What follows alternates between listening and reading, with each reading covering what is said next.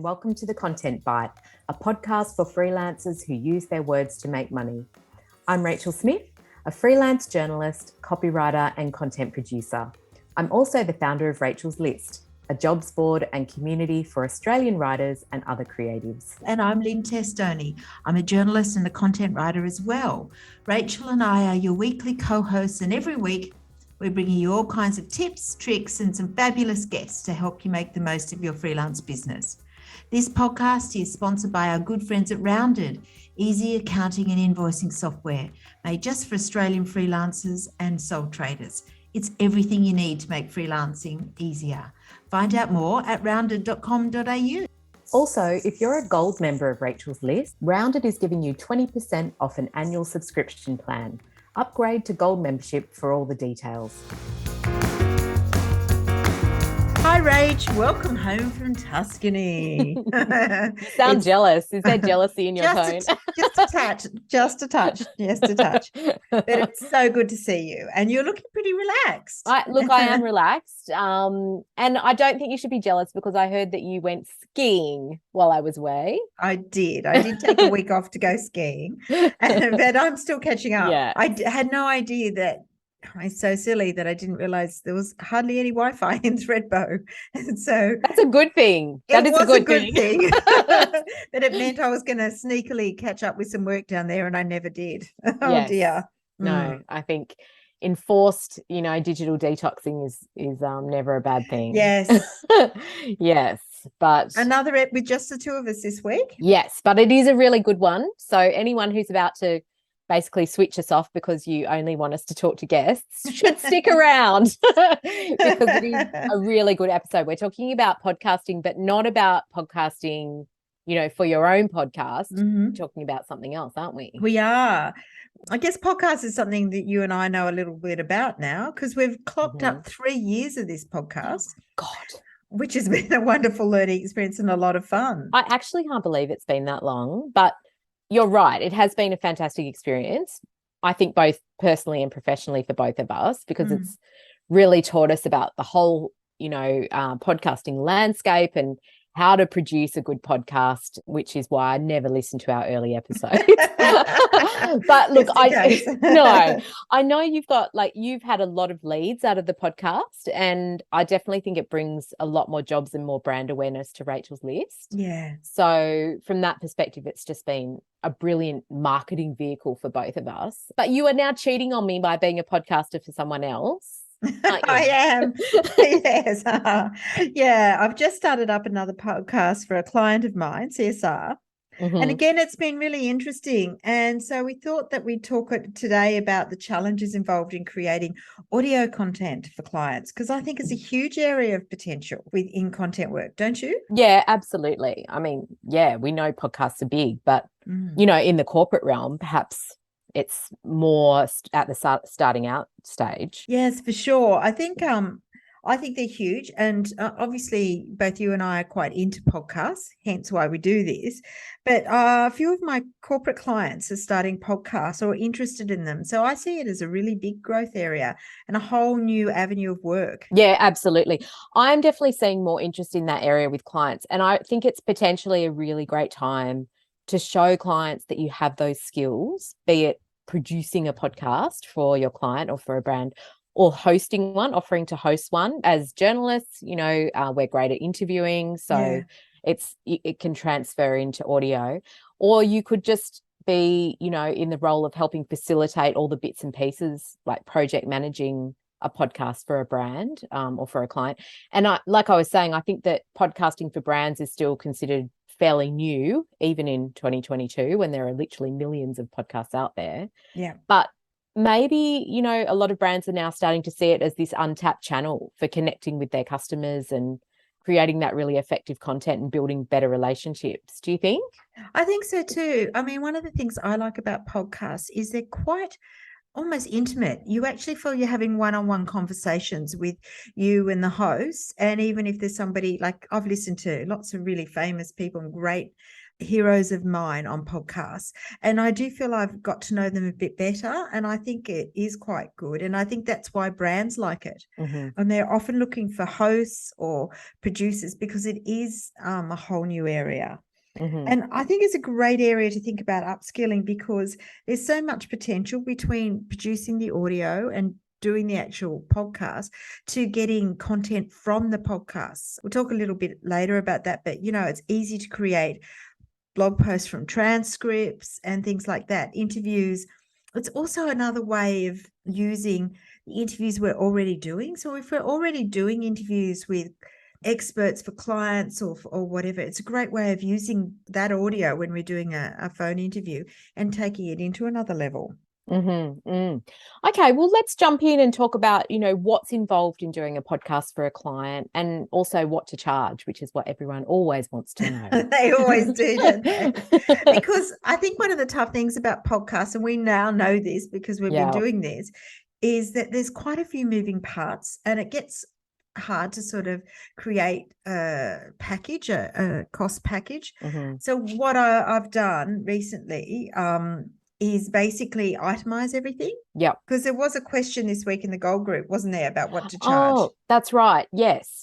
What to charge in creating a podcast for clients. Okay. So why don't you, because you've just done something with CSR, I think. So talk us through your process with the new podcast and pulling it together. Yeah, because until we did this, I didn't realize how much there was involved. So to start with, you need a hosting platform, which is where you upload episodes, and that platform in turn pushes it out to common podcast platforms such as Apple Podcasts and Spotify, which are probably the two biggest, although Audible, I notice, is getting bigger. So for the Content Bite, we use Libsyn, which is one of the largest. I think the other big ones are Buzzsprout and Anchor. And there's a few others. Whooshka. I think there's some changes with Whooshka too. So there's quite a few, and some of them are free, although quite a few of them have a free option. But once you've done one or two podcasts, you reach the limit in terms of storage. So it sounds like you can usually do one, which is not a bad way to test it, but you usually have to buy the paid platform once you start getting a bit of a library of podcast episodes. On that note, like if you're doing like when we do a podcast, obviously we share costs and stuff like that. But if you're doing a podcast for a client and they need a hosting platform, would it be a better idea to say to them, you guys need to set up, here's the details for you to set up your host, and then give me the details and I'll take it over from there, just in case you do the podcast and it's a short-term thing, and then after 6 months they say, we don't want to do it anymore, but we still want it hosted on our website. They then have control over where it's hosted rather than you paying the hosting and kind of.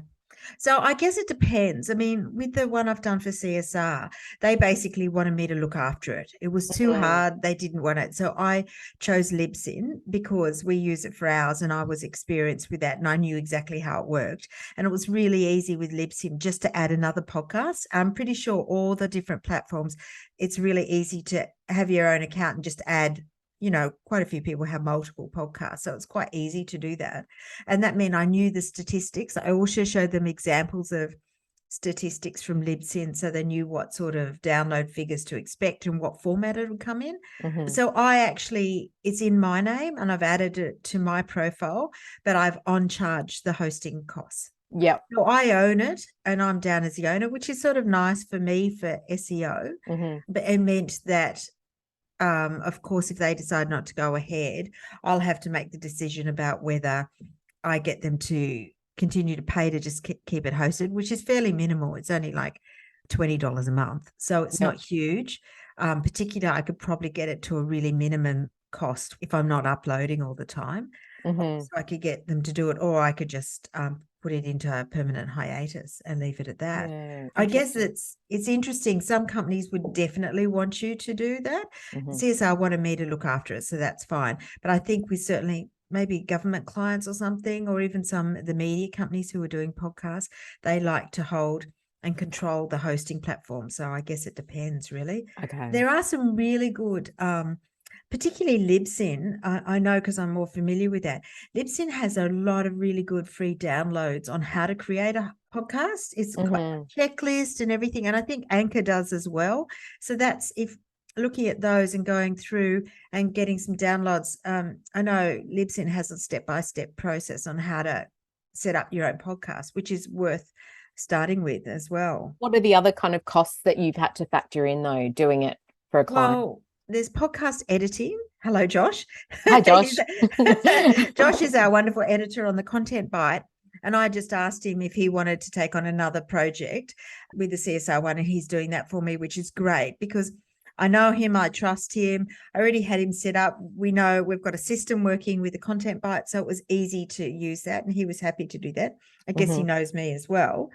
So that was good. I also had to get intro music, and because we did that with the Content Bite way, 3 years ago, I sort of knew where. And I actually, this time I went through Shutterstock. Shutterstock, who also do a lot of, as people would know, sort of photos, they now also, you can buy royalty-free music, and they actually have podcast packages. So you can get little snippets, intro, outro, musics, and little snippets that in a downloadable form that I sent to Josh, and he put it in. It was quite good. And the search mechanism was really good. CSR had a bit of a brief of the sort of mood that they want. So I put that mood in, and I got all these options, and I gave them 3 options to choose from. So that worked really well. And I uncharged that as well. With the way I charge, I don't tend to add a margin. I mean, I tend to charge my clients exactly what it costs me, but then I charge a project management fee. To me, it seems a bit more clarity that, okay, this is how much the music costs, this is how much the editing costs, this is how much the hosting costs, and this is how much it costs for me to manage it. It just seems easy to me. That is totally what I would do it as well. I think it's cleaner on the quote, and it is. It's a bit more honest. It also gives you opportunity that if something like the hosting goes up, it's easy to up it without sort of going back and begging. You say, oh, look, the podcast hosting has gone up from $20 to $30. Here's the increased thing. It's just a bit easier to manage in a long term, I think. Yeah. I suppose, though, if you were going to do it the other way where you added a margin, what kind of margin would you look at adding, like 20% on top of those costs? Yeah, 20%. I mean, that's what agencies would generally charge. So I guess that's what you would. I then I sort of charge the clients for my time, and that includes sourcing guests, which is actually, as we would know from here, is quite a big amount of time, like reaching out to people, finding contacts. And then we do a script for this, and I've been doing a script for CSR. And with that one, there's more process because it's a corporate one. So I actually write a script, send it to them for approval, and then they come back, and then I send it out to the guests as well, so they can prepare and get. And sometimes they're from companies, and they just have to get somebody to approve it at their end. So there is an extra level there. It hasn't been difficult. The first script I did needed a bit more massaging while we all got exactly what the intro should be and outro, but that's okay. And then I record via Zoom. That works well for us, and I've continued to do that. And I find that there's Anchor has there's a few other, there's Audacity, there's a few other platforms that are good to record. The challenge, it depends on your guests, because the one thing I like about Zoom is that everybody seems to have access to Zoom. You can do it on Teams as well, but it is easier because some of the guests I'm interviewing for CSR aren't very sophisticated with their technology. They can all work out Zoom, and that seems to work out well. I agree. I think Zoom is the easiest, but I know that Rachel Corbett, who is a podcasting specialist, and also Corinne Podger, who we had on the Lunch Club talking about podcasting recently, have both talked about how there are other specific platforms to record podcasts on because they're built for really clean, crisp audio. So that is something to look into if, your client wants that real professional polish, I suppose. I think so. And I think also, depending on the client and what they want. I mean, I've done a corporate one with HCF. I was a guest on an HCF one, and they actually hired a studio for the day. And they had all the guests in it, and they had Jessica Rowe as the host, so a much more high profile person. And so that was a much more sophisticated thing. And they had a sound engineer, a podcast studio booth, and the whole thing. And it was really well produced and really good. So that's also an option. And that certainly, if you're costing this out, that could be an option. There's quite a few specific podcast studios. And I think there's also some co-working spaces that have podcast booths now. Okay. So that's also worth looking at if your home is not really suitable or you don't have great equipment. Yeah. So that's something that you could perhaps include. So say that you're going to do a lead magnet about your podcasting skills so that a client could come to your site, download your lead magnet and hire you to produce a podcast for them. You would include that you have all the contacts for putting the podcast together and all the resources already, in place to make it really easy for the client. I think so too. And I think that the tech with podcasts scares a lot of people because most of us haven't got experience at this point in editing audio. And I think that, well, I certainly don't and didn't. And I found that intimidating. I think a lot of clients do too. It's the same with video. If you want to do video, I mean, some people even host podcasts on YouTube and then you've got video and there's a whole other level, but I think that works. Yeah, I think that's important. So we've talked about costs, we've talked about what's involved in putting a podcast together for a client, but let's get into the nitty-gritty of the actual costs, which everyone always wants to know. They do. Like I mentioned before. I mean, what do you charge for each of those parts, and what would be, say, your overall quote for putting one episode together? And would that differ if you were doing a series and the series was booked in, like they said, we want 6 episodes on this, or we want 20 episodes or something like that? Personally, I don't tend to discount for series. No. However, with one of these things, it is cheaper in the hosting if you've got guaranteed hosting. So I would pass those savings on to the client. It's just as much to record a podcast episode every week. And even if I had guaranteed work, I still charge the same. So I basically I've charged the client $500 for each episode, and that includes the scripting, the sourcing, and the recording. I've on-charged the editing, which is usually between $100 to $150 an episode. It really depends on the length of your episodes and also how much editing it needs, because if you want it to be really crisp and you want a studio sound, that's probably going to cost more. And I on-charge some of the artwork. And the other thing I do is I create a blog post from the transcript of these podcasts.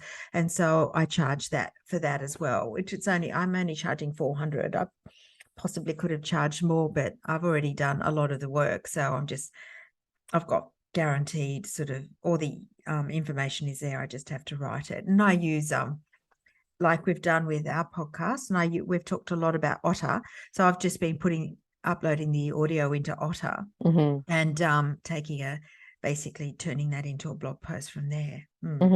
Wow. So you probably get around 900 yourself after all the outsourcing costs that are paid by the client. You get about 900 yourself for each podcast episode. Okay. Yes.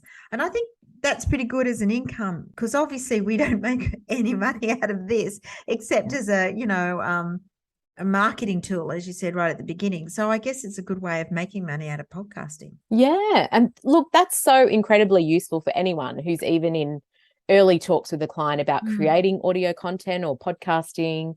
And it just gives a great roadmap on how to even begin costing that kind of work and making sure you don't, miss any costs, I suppose, and find yourself undercharging. Yeah, because I really do think there's a lot more to it in lots of different things. And you can outsource a lot of that too. Yeah. You could outsource the transcripts or something if you wanted to, as well as the editing and everything. Or the blog posts. Or the blog posts or whatever. Yeah. But I definitely think there's a lot more to podcasts than I knew at the beginning. I just thought, oh, cool, it's all done. Yeah. And so and I think that the good thing about us doing this is I had a much better understanding of what was involved.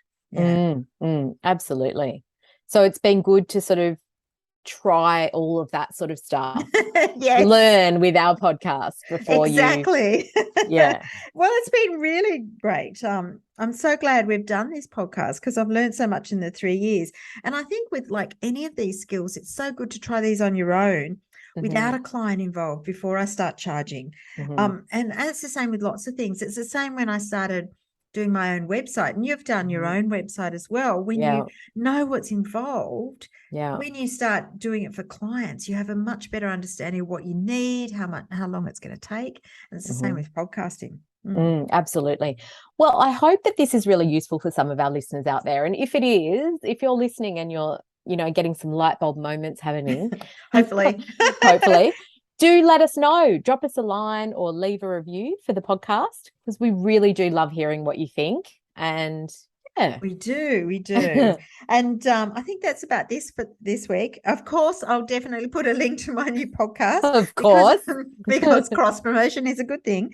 And we have another guest next week. Very excited. We won't say it because we never want to jinx ourselves. No, that's right. It could be all cancelled and then you'll just be hearing from us again. Yes, exactly. All right. Thank you, everybody. We'll see you next week. And thanks. Oh, yes. Thanks again to Rounded, who've sponsored this episode. You can find out more about their easy accounting and invoicing software at rounded.com.au. Fantastic. Thanks, Rach. See you next week.